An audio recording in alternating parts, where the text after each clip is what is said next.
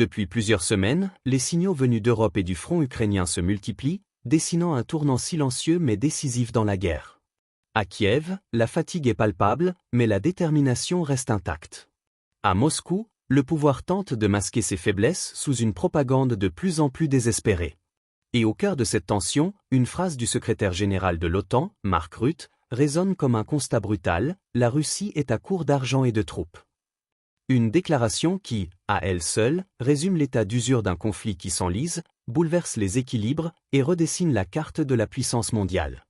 Mais derrière les mots officiels, d'autres enjeux se jouent. Washington pousse ses alliés à intensifier les achats d'armes américaines, tandis que les capitales européennes s'interrogent sur les limites de leur engagement. À Rome, Giorgia Meloni est sous pression. À Bruxelles, les discussions s'enveniment. Et dans les coulisses, Donald Trump, revenu sur le devant de la scène, multiplie les signaux et les messages, imposant un nouveau rapport de force à l'intérieur même de l'OTAN. L'Ukraine, elle, se bat pour sa survie, consciente que chaque jour de résistance pèse sur l'avenir du continent tout entier. Ce que nous vivons aujourd'hui n'est pas seulement une guerre entre deux nations, mais un bras de fer mondial où se joue la crédibilité de l'Occident, la survie d'un modèle et peut-être le début d'un nouvel ordre international. Bienvenue sur l'Essentiel Mondial, la chaîne qui décrypte le monde avec clarté et perspective. Ne partez pas maintenant, la suite va vous surprendre. Regardez la vidéo jusqu'au bout, partagez-la autour de vous, et laissez votre avis en commentaire parce que comprendre le monde, c'est déjà commencer à le changer. Merci pour votre attention et votre fidélité. Le secrétaire général de l'OTAN, Mark Rutte, a affirmé que la Russie est désormais à court d'argent et de troupes. Selon lui, sur le front ukrainien, Moscou ne parvient plus à enregistrer de véritables avancées, et les rares gains obtenus se font au prix de pertes colossales. Des centaines de milliers de soldats russes auraient déjà perdu la vie dans ce qu'il qualifie d'agression insensée menée par Vladimir Poutine. Rutte a salué la résistance de l'Ukraine, soulignant que le pays continue de se défendre avec courage et que l'aide occidentale produit des résultats concrets. Il a ajouté que le Kremlin s'enlise, privé de ressources, d'hommes et de stratégie. Le président Donald Trump a partagé ce constat, déclarant que la Russie devrait s'arrêter là où elle en est. Dans le même temps, selon le quotidien La Stampa, Donald Trump et Mark Rutte feraient pression sur la première ministre italienne Giorgia Meloni afin que l'Italie achète des armes américaines. Cette initiative s'inscrit dans un programme lancé par Washington au sein de l'OTAN pour encourager les pays alliés à renforcer leurs achats d'équipements militaires destinés à soutenir l'Ukraine. Ces derniers jours, la guerre en Ukraine reste au centre de l'attention mondiale. Certains responsables occidentaux, comme Mark Rutte, ont évoqué des difficultés pour la Russie, affirmant qu'elle pourrait être à court d'argent et de troupes. Mais cette déclaration ne doit pas être prise comme un constat définitif. La réalité sur le terrain est complexe et changeante. Moscou continue de mobiliser ses ressources malgré les pressions, tandis que Kiev, soutenu par ses alliés, résiste avec de lourds sacrifices.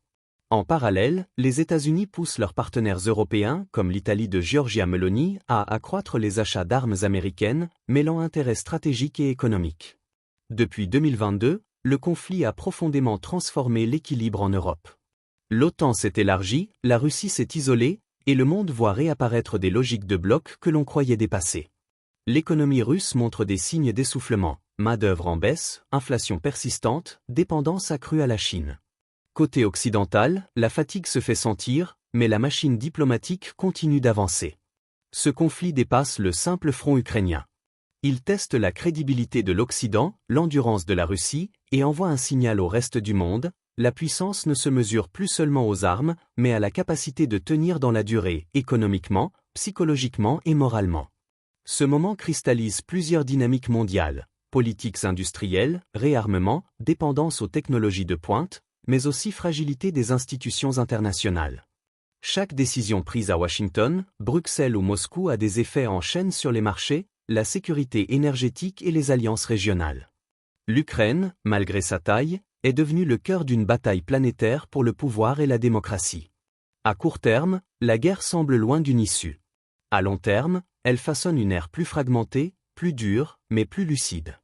Derrière les stratégies et les chiffres, il y a une réalité humaine: familles séparées, enfants grandissant dans la peur, soldats confrontés au doute. Ce conflit reflète nos faiblesses et nos contradictions, et interroge ce que nous voulons vraiment défendre: sécurité, liberté ou confort. Alors, à vous de réfléchir. Ce que nous voyons aujourd'hui en Ukraine, est-ce le dernier souffle d'un ancien monde ou le premier battement du suivant? Partagez vos idées en commentaire et ouvrez la discussion. Voilà, c'était l'essentiel.